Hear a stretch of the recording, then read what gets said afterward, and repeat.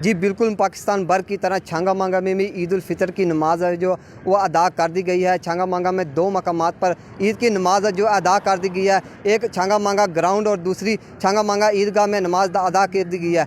अगर मैं corona virus के हवाले से बात की जाए तो तहसील इंतज़ामिया की जानिब से कोरोना असबीज़ को मखलूज़ खातर रखा गया है। इस हवाले से मेरे साथ कुछ शहरी मौजूद हैं, मज़ीद इनसे जानते हैं।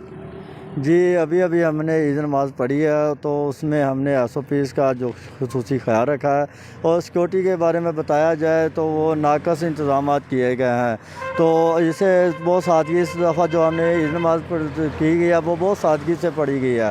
तो जी बिल्कुल, आपने शहरी के तासुरात जाने। इनका यही कहना है कि पिछली ईदों की बनिस्बत हम इस दफ़ा ईद जो है बिल्कुल सादगी के साथ मना रहे हैं। अगर इसके बारे सिक्योरिटी के हवाले से बात की जाए तो सिक्योरिटी के बिल्कुल नाकस इंतज़ामात नज़र आ रहे हैं। जी।